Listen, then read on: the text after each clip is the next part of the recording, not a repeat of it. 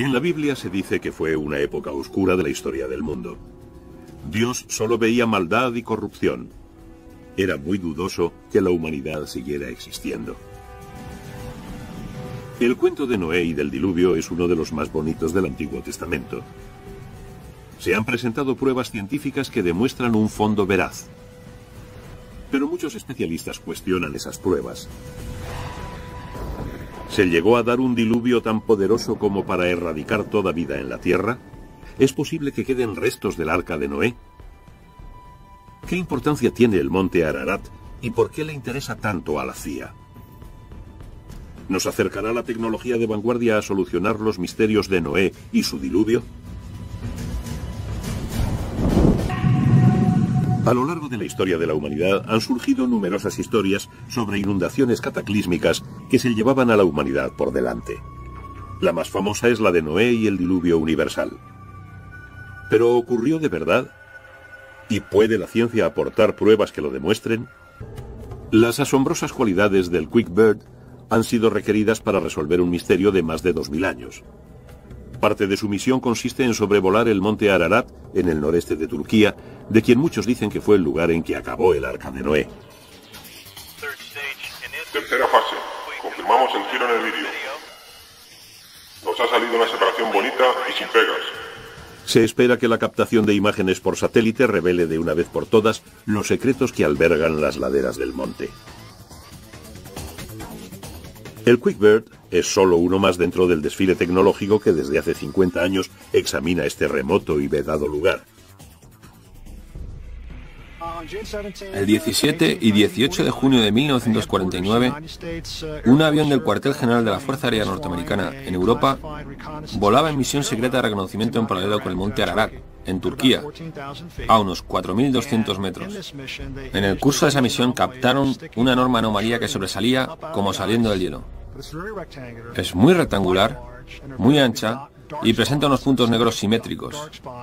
Hay puntos simétricos en esta anomalía, que muy bien pudieran ser cuevas o algo más interesante. Las fotos de 1949 se tomaron al principio de la Guerra Fría. Aunque su intención era localizar posiciones militares soviéticas, la cámara del B-29 captó inesperadamente una gigantesca anomalía que sobresalía del casquete de hielo del monte Ararat a unos 4.700 metros. Hubo infinitos rumores por todo Washington sobre si la CIA estaba investigando el caso de la llamada anomalía del Ararat. En los siguientes 20 años se siguieron tomando fotos de la anomalía desde aviones y desde satélites. Todas se clasificaron alto secreto. Sin embargo, la CIA nunca ha reconocido oficialmente la existencia de tal anomalía. El monte Ararat está en el más remoto rincón oriental de Turquía, justo al lado de Azerbaiyán, Armenia e Irán. Desde el punto de vista geoestratégico, no es buen barrio. La antigua Unión Soviética queda a unos 18 kilómetros y tienes a Irán a 29 kilómetros. De modo que el monte Ararat ha sido una zona militar restringida en los últimos 50 años.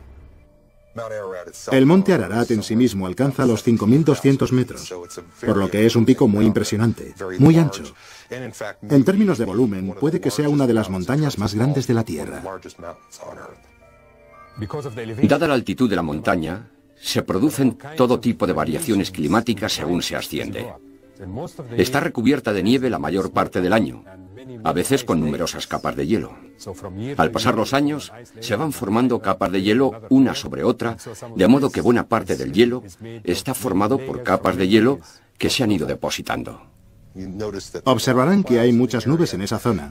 Es una característica bastante permanente. El clima del monte Ararat es muy difícil de determinar y ha sido otra de las características que han impedido que expediciones a gran escala visitaran la zona. A pesar de las brutales condiciones, algunos han arriesgado sus vidas por saber qué había en la montaña.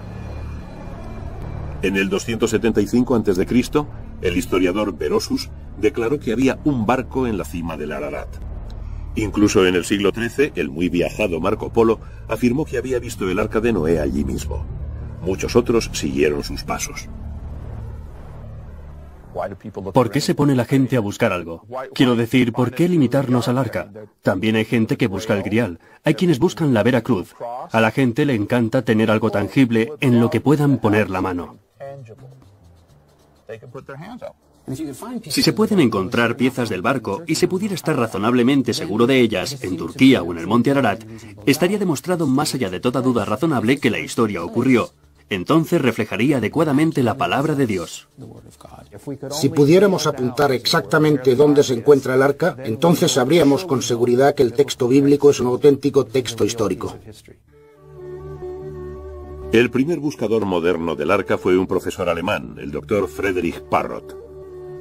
En 1829 visitó el monasterio de Smiatzin, al pie del monte Ararat.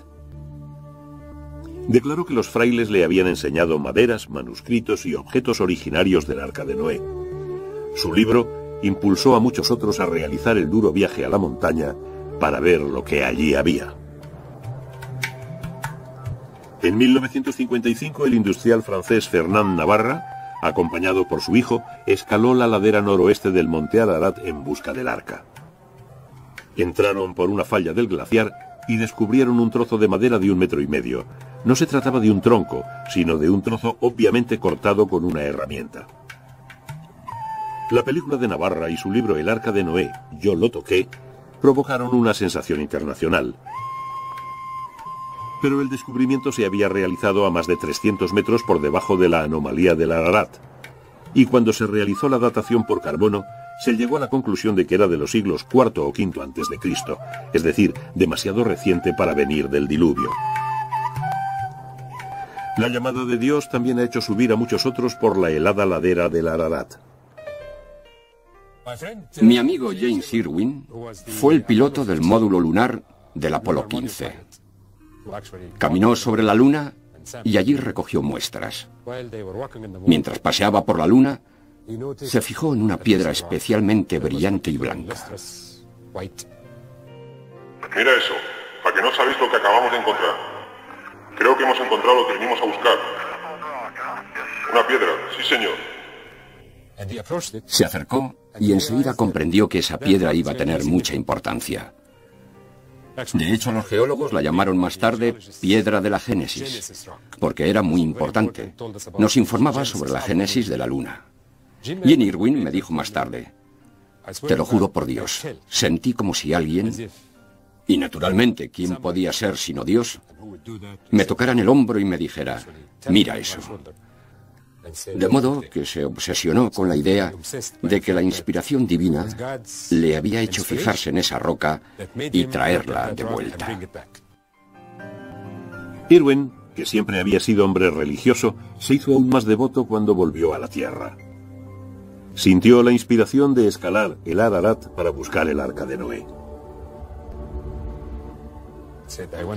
Me dijo, subí y no pude escalar ni por allí ni por allá, pero juro por Dios que vi una gran extensión, como sobrelevada en el centro y con costillas alrededor, como si se hubiera cogido en esa gran barca y se le hubiese dado la vuelta y la hubiesen dejado allí en donde dejó marcas. Hizo un segundo viaje para tratar de alcanzar esa zona, pero desgraciadamente se cayó en ese segundo intento. Y al final murió de sus heridas. De modo que hay gente que cree firmemente en esa idea. Él fue uno de los que tuvieron que ir para demostrarlo. Y le costó la vida.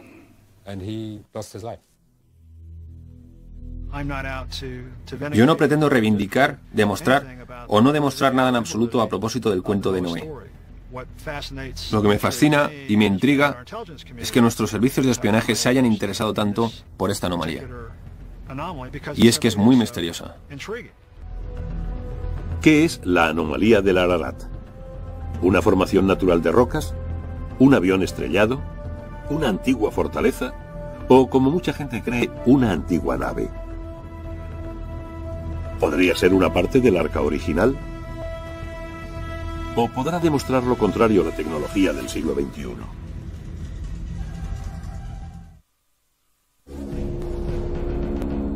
En 1949, durante un vuelo de reconocimiento secreto, un avión espía norteamericano fotografió accidentalmente un extraño objeto en la helada cima del monte Ararat. Las fotografías de la denominada anomalía del Ararat fueron inmediatamente clasificadas como alto secreto. Durante años, el profesor de Derecho Porcher Taylor ha luchado para que se hicieran públicas. Cuando yo era cadete en la Academia Militar de West Point, circuló por los pasillos un informe no oficial, supuestamente de la CIA, según el cual uno de nuestros pájaros estratosféricos había hecho un vuelo de reconocimiento por el corredor turco-soviético. Y lo que vieron eran como 3 planchas curvadas o estructuras que sobresalían unos 10 metros de la nieve y que parecían formar, o al intérprete fotográfico le pareció que formaban, la proa de un barco.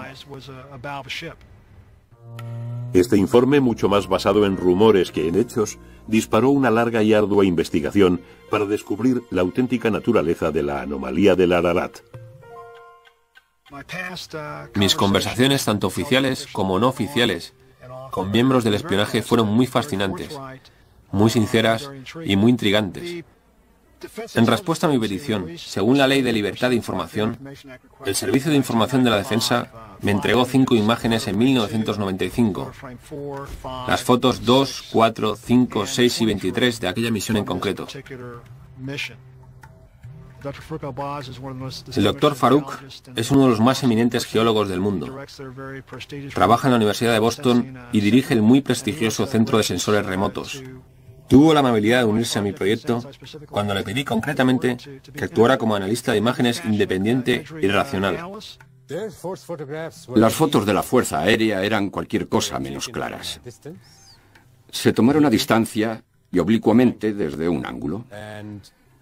Y la resolución cambia totalmente de cuando miras algo que está cerca del avión a cuando lo miras desde muy lejos. Así que no había nada consistente en esas imágenes. Había una tomada desde un lado, otra desde otro, pero no se tomaron al mismo tiempo, con el sol en el mismo sitio, y ni siquiera sabemos qué día o a qué hora se tomaron. De modo que no se podía deducir nada de las sombras y eran totalmente insostenibles, por decirlo así. Dado que era imposible llegar a alguna conclusión con las fotos de 1949, se encargó a Space Imaging, una empresa radicada en Denver, que fotografiara la anomalía del Ararat desde su satélite Iconos, el primer satélite comercial de alta resolución, 1 metro, del mundo. Con este tipo de resolución, aeropuertos, edificios de viviendas e incluso las pirámides pueden verse claramente. Las imágenes de satélite te permiten mirar grandes extensiones de terreno al mismo tiempo y tratar de comprender su naturaleza espacial, la relación espacial entre esos objetos. También te permite diseminar los resultados, distribuir las imágenes a un montón de gente, de modo que muchos ojos se fijen en ellas. Muchos investigadores diferentes pueden dar su opinión, mientras que las expediciones tienden a centrarse en 1 o 2 individuos. Hasta que se lanzó el Iconos, ningún satélite tenía la capacidad de captar el punto concreto del monte Ararat. Pero en octubre de 1999 y de nuevo en agosto y septiembre de 2000, Iconos tomó varias imágenes de la anomalía del Ararat. El área en la que nos vamos a concentrar principalmente es esta de aquí. Y vamos a fijarnos concretamente en este detalle al que llamamos el pico del pájaro. Es una zona en la que no parece que haya mucho volumen de nieves eternas. Parece una zona de roca expuesta, que desde el aire parece una cabeza de pájaro. Es lo que hemos estado utilizando como principal punto de orientación para localizar la anomalía del Ararat. Primero observamos la imagen terrestre que cubre toda la región, de modo que podemos ver la topografía y su relación con el ángulo de incidencia del Sol y por tanto con las sombras. Eso es importante. Mucha gente no lo tomaría en consideración, pero es muy importante. Empecé a investigar el Ararat y cómo caían las sombras en las diferentes cornisas. Estamos mirando a una cresta volcánica. La anomalía y dos zonas en las que hay marcas representadas por un entorno de terrazas nevadas y en esta zona una corona de nieve. De modo que lo que estamos viendo es una anomalía. En otras palabras, algo de lo que no sabemos nada en esa zona. Y se ha sugerido que todo esto es fruto de la mano del hombre. Porque sabemos qué día y a qué hora se tomaron, podemos medir y calcular, si tenemos el ángulo de incidencia del Sol, la longitud de la sombra. Nos resultó muy fácil mirar estas imágenes de satélite e interpretarlas en tanto que geólogos. Puede ser una simple sombra, puede ser algo. Puede ser roca desnuda o algo que está encima de la nieve. Pero debo decir que esta última posibilidad es muy improbable. Cualquier cosa que se haya posado sobre la cresta o que se haya construido sobre la cresta debería de estar cubierta desde hace tiempo por la nieve que ha caído después. De modo que todo lo que busquemos por aquí tiene que estar bajo la nieve, no encima de la nieve.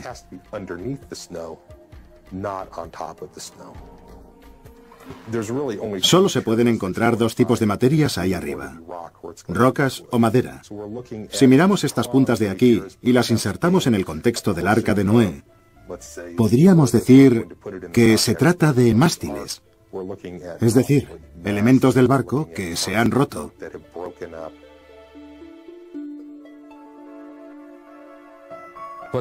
Lo que estamos viendo son juegos de sombras sobre cornisas de roca y sombras de montículos de nieve. Para mí no hay duda. Mi primera impresión, es decir, si alguien me apuntase a la cabeza con una pistola y me dijese que tomara una decisión de inmediato, es que probablemente son de origen natural. Estamos mirando a una sutil interacción entre la nieve, los ángulos de luz, las nubes, la escabrosidad de las rocas, etc. Puede que esté ahí. Yo no puedo afirmar que no esté. Todo lo que sé es que basándonos en las imágenes que hemos visto, eso no es. Desde 1991 el gobierno turco ha cerrado el acceso al monte Ararat por razones de seguridad. Todo esfuerzo que pretenda revelar los secretos ocultos de la montaña requerirá una tecnología más avanzada. Durante siglos, la fe religiosa predominó sobre la ciencia en todo lo referente al Arca de Noé. Muchos creyeron que la narración bíblica era un documento histórico fiable sobre acontecimientos reales. Pero esta antigua tablilla descubierta en el siglo XIX nos muestra una prueba irrefutable de lo contrario. Demuestra que el cuento de Noé y el diluvio no era el original, sino que fue inspirado por otro cuento mucho más antiguo.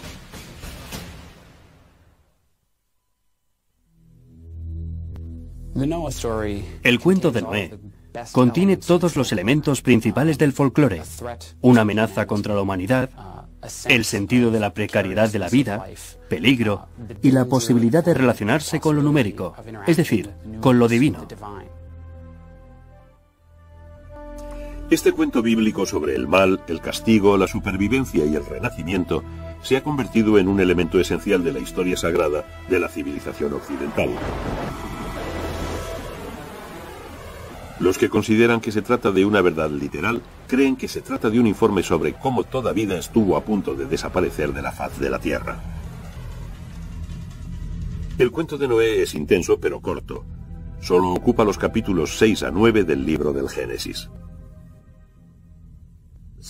Este Dios bíblico tan particular toma la decisión de hacer algo con la humanidad, porque ésta se inclina hacia el mal. Y si nos queda alguna duda al respecto, basta con leerse el capítulo 8. Es la continuación inmediata de otros dos cuentos igualmente famosos. El primero, la historia de Adán y Eva en el paraíso y de sus hijos, Caín y Abel. Y por supuesto del fratricidio que comete Caín matando a Abel. Hay algo malo, algo profundamente perverso en la naturaleza humana. ¿Cuáles son las consecuencias de ello y cómo eliminarlo? La Biblia insiste mucho en que esa divinidad no es arbitraria.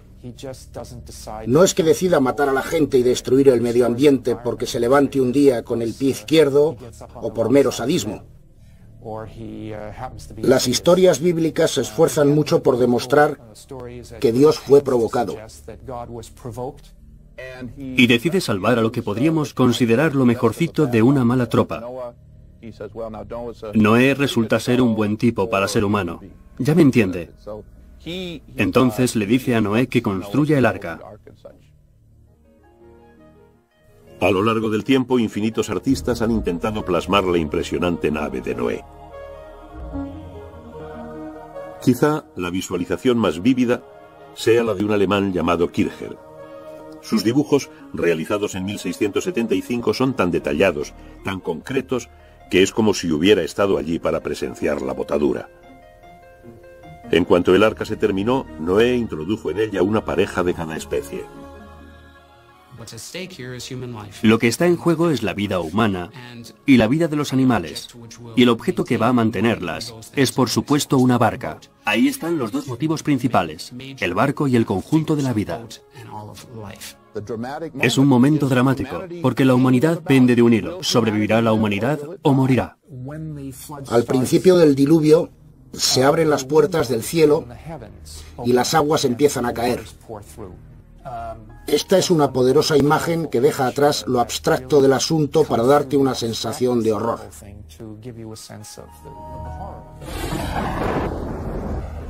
La Biblia dice que pereció toda carne y todo lo que pulula sobre la tierra. Solo quedaron Noé y los que iban con él en el arca. Finalmente varó el arca sobre los montes de Ararat. Noé envió primero a un cuervo y luego a una paloma para encontrar tierra firme. La paloma volvió con una rama de olivo, señal de que las aguas habían descendido. Noé y su familia salieron del arca para saludar a ese nuevo mundo feliz. El cuento de Noé y el diluvio es indudablemente potente, pero ¿es cierto? ¿Dónde, cuándo y cómo se originó? Incluso en su época era un icono cultural, mucho antes de que el primer narrador bíblico cogiera su cálamo y se pusiera a escribir la versión bíblica. Tenía ya siglos de antigüedad. Los retazos de tradición oral son como un mosaico que puede ensamblarse de diferentes maneras. La cultura hebrea los recibió de otras culturas orientales y finalmente los cristalizó, por decirlo así. Ordenó el mosaico en una nueva configuración acorde con su propia tradición. ¿Cómo se comunicaba la gente? Está claro que tuvieron que comunicarse hablando unos con otros. Tienen que haber existido ancianos, y en la Biblia así se dice, que actuaran de narradores y cuya preeminencia política y social se basara en el hecho de que eran los guardianes de las tradiciones de la comunidad. Las primitivas historias de la Biblia se fueron transmitiendo de generación en generación durante miles de años antes de que fueran puestas por escrito alrededor de 1200 a.C. Curiosamente, en el texto escrito aparecen numerosas repeticiones e incoherencias. Por ejemplo, en el Génesis 7, versículo 12 se dice: estuvo descargando lluvia sobre la tierra 40 días y 40 noches. Pero el versículo 24 afirma: las aguas inundaron la tierra por espacio de 150 días. ¿Por qué nadie se dio cuenta y lo corrigió? Está claro que no fue el resultado del esfuerzo de una persona que se sentó a escribir desde el versículo primero hasta el final. Se trató de un esfuerzo en el que en algunos casos se tomó material oral y en otros, desde luego, material escrito, para reordenarlos, reconfigurarlos y darles una presentación más armónica. La mayoría de los especialistas señalan la presencia de dos narraciones diferentes y parcialmente incoherentes en la historia de Noé. La fuente Y o yavística, la más antigua, y fechable alrededor del 1200 a.C., cuando las tribus de Israel se asentaron en lo que luego fue la tierra de Israel. Y la fuente S o sacerdotal, probablemente escrita después del 586 a.C., cuando los judíos fueron deportados a Babilonia.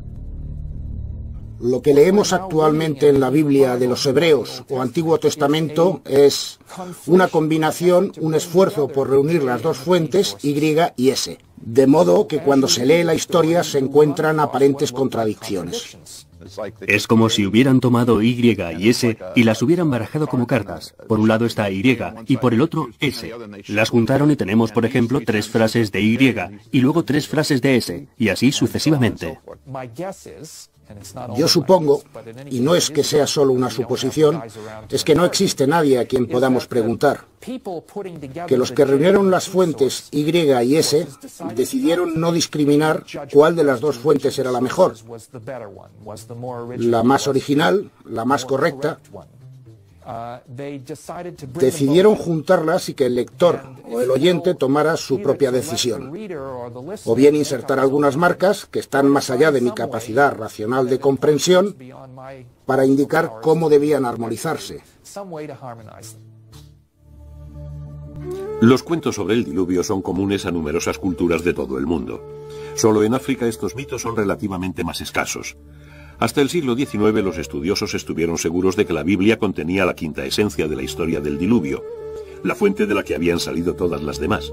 Pero en 1853 se realizó un sorprendente descubrimiento que llevó a los especialistas a admitir que todo lo que sabían era erróneo. En las ruinas de la Biblioteca Real de Nínive, en el actual Irak, se desenterraron unos 25.000 fragmentos de antiguas tablillas babilónicas.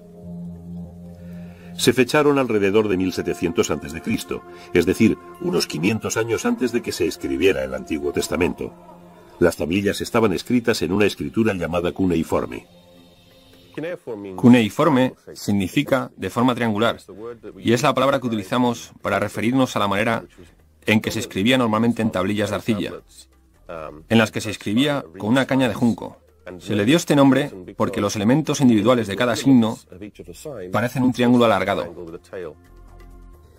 En 1872, George Smith, un investigador del Museo Británico, se puso laboriosamente a unificar y posteriormente a traducir los trozos de puzzle de las tablillas babilónicas encontradas en Nínive. Una noche, Smith se encontró con un pedazo más grande del que solo una cara era legible. Quedó asombrado al leer la historia de un hombre que construyó un arca para huir de una inundación devastadora, que montó a bordo animales de todo tipo y que envió pájaros para comprobar si las aguas habían descendido. Lo que Smith había hallado era un capítulo de un cuento mucho más largo, la epopeya de Gilgamesh, inscrita en arcilla no más tarde del siglo XVII a.C. Publicó su descubrimiento el 3 de diciembre de 1872 en una reunión de la Sociedad de Arqueología Bíblica de Londres. Al leer y descifrar todo ello, el efecto tanto en el individuo que leía como en el público fue fenomenal, porque aquí por primera vez, y prácticamente al pie de la letra, se encontraba la confirmación de que las historias contenidas en la Biblia también existían fuera de ella. La epopeya de Gilgamesh no fue la única narración mesopotámica sobre el diluvio descubierta por los arqueólogos.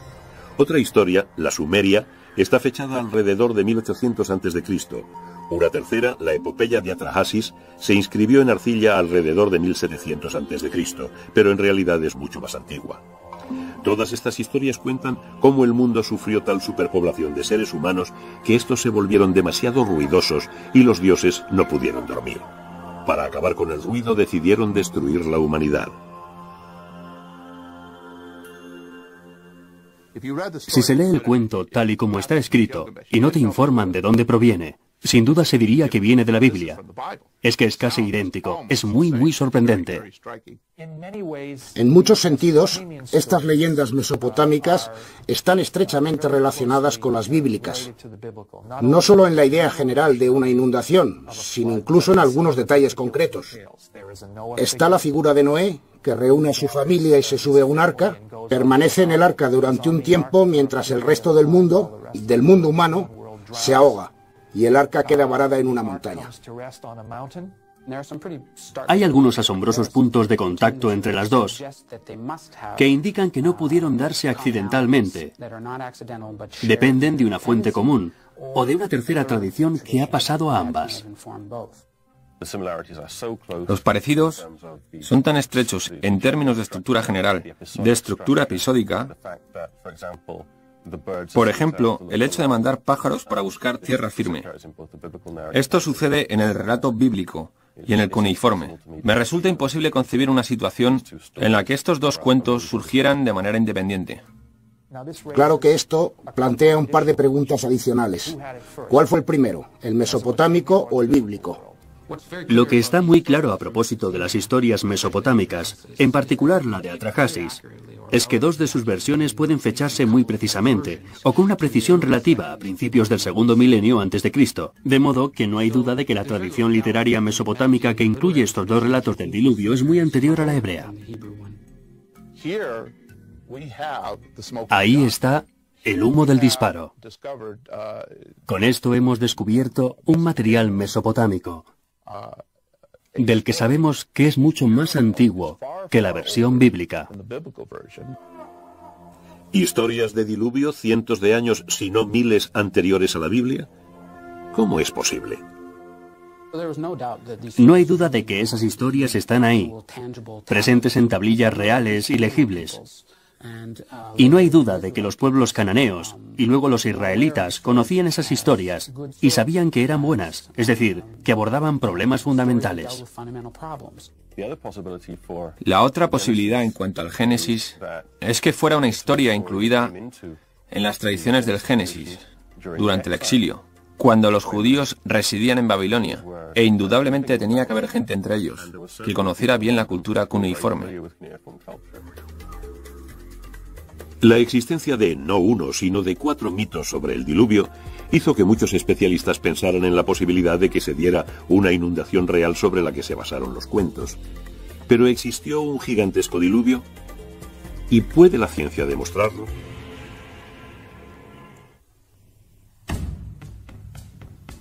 Durante siglos muchísima gente ha tratado de hallar el eslabón perdido entre la Biblia y la historia.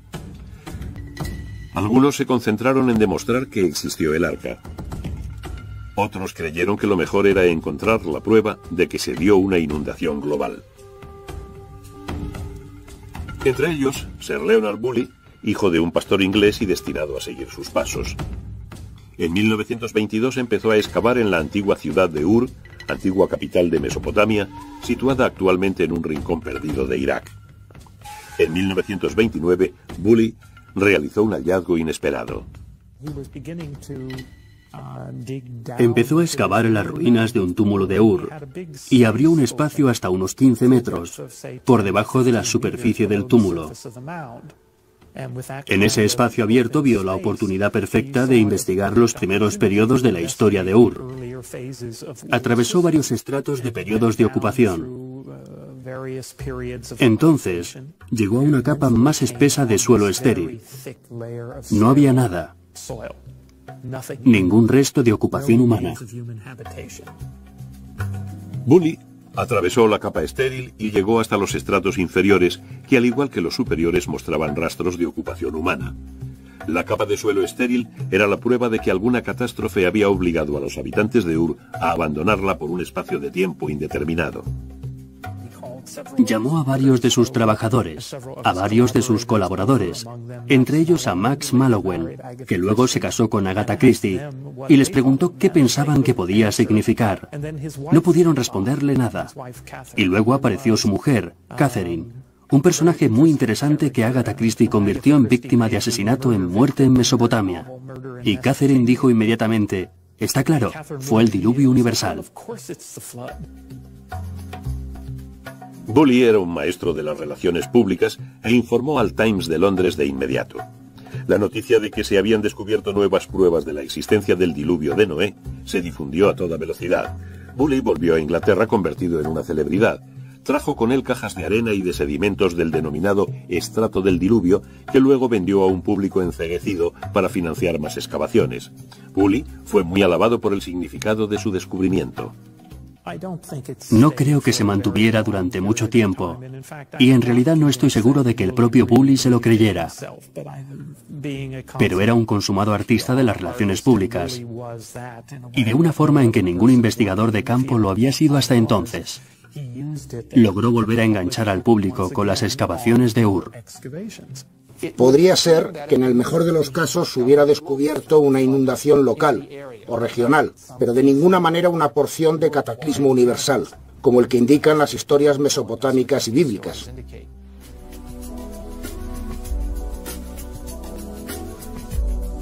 En 1997 se publicó una nueva teoría que cambió por completo la visión que tenía la gente, la prensa y los profesionales del diluvio y de Noé. Afirmaba que hace unos 7.500 años el nivel del Mediterráneo subió drásticamente. Supuestamente habría un paso muy estrecho que mantenía las aguas del Mediterráneo y a consecuencia de algún accidente sísmico, un terremoto o algo similar, el Mediterráneo rompió esa barrera y se desparramó por la zona del Mar Negro.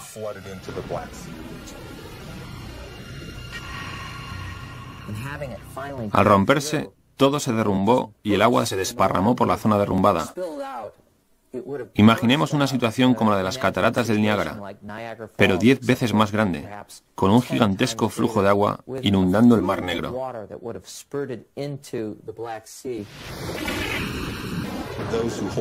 Los defensores de esta teoría piensan que al ritmo en que el Mediterráneo inundó el Bósforo, el nivel del Mar Negro subiría unos 15 centímetros diarios.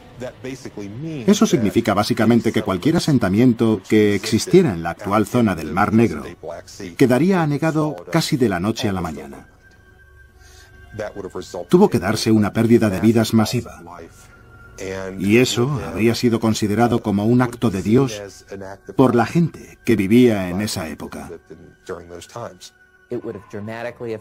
Tuvo que afectar drásticamente a la ecología de la zona, porque está claro que se dio un cambio radical, de un lago de agua dulce a una ecología de agua salada. Eso tuvo que cambiarlo todo, y probablemente no volvió a sentarse nadie alrededor del Mar Negro durante 1000 años después de la inundación. De modo que fuera una inundación lenta o rápida, lo importante es que cambió por completo la manera de vivir de la gente asentada alrededor del Mar Negro. Posteriormente se añadió que los supervivientes del Mar Negro se desplazarían hacia el norte y el oeste, hacia lo que ahora es Europa, hacia el este, es decir, hacia China, y hacia el sur, hacia Mesopotamia, llevando consigo recuerdos de un diluvio devastador. Si el Mar Negro sufrió una inundación cataclísmica tal y como proponen, tiene que quedar un paisaje sumergido ahí abajo. Gracias a los robots, podemos bajar y echar un vistazo en esa zona. Y lo que encontramos es realmente increíble. Encontramos una línea de playa. Encontramos la antigua costa, con varias colinas y lo que parecen ser lechos de ríos. Encontramos un paisaje completo. Eso le dio credibilidad a la idea de que ocurrió algo que pudo haber inspirado la historia del Arca de Noé. En realidad no tengo nada en contra, desde el punto de vista geológico o geomorfológico, de la inundación del Mar Negro. Creo que el problema surge al vincular esta inundación del Mar Negro con los mitos del diluvio, tal y como se cuentan en el sur de Mesopotamia o en la Biblia. ¿Hubo una diáspora de gente desde el Mar Negro al sur de Mesopotamia? No veo ninguna prueba de ello en la arqueología del sur de Mesopotamia. Uno de los elementos presentes en la investigación sobre el Mar Negro es que en realidad el mundo del Mar Negro es muy diferente al mundo del Oriente Próximo antiguo, y tanto los documentos bíblicos como los cuneiformes que describen la inundación son documentos de Oriente Próximo. De hecho, parten de un modelo diferente, y son quizá la prueba de que el Mar Negro no fue el lugar donde se dio la inundación bíblica. Durante miles de años, la gente creyó que el cuento de Noé y el diluvio universal eran, al mismo tiempo, producto de la inspiración divina y un hecho real. Pero hasta la fecha las pruebas científicas y arqueológicas no sostienen tal afirmación. Y sin embargo, la gente sigue creyendo. La Biblia es un documento complejo que combina la alegoría con el simbolismo y la historia. Pero en cuanto a Noé, el diluvio y el arca, ¿puede considerarse fiable? La búsqueda de una prueba de una inundación tan devastadora que dividiese los tiempos en un antes y un después ha quitado el sueño a muchos estudiosos y científicos. Pero esta búsqueda permanente se ha basado en detalles proporcionados por el libro del Génesis. Los cuentos de la Biblia se transmitieron originalmente en arameo, se escribieron en hebreo y se acabaron traduciendo al griego y al inglés. Este largo proceso ha servido para realzar los misterios de Noé y el diluvio. ¿Es verdaderamente una historia sobre gente y acontecimientos reales? Cualquier acontecimiento real e histórico que pueda ocultarse tras estas historias está tan profundamente enterrado en el pasado, incluso contando desde el tiempo en que los escritores bíblicos realizaban su trabajo, que es muy difícil hablar de estas historias como historia del diluvio.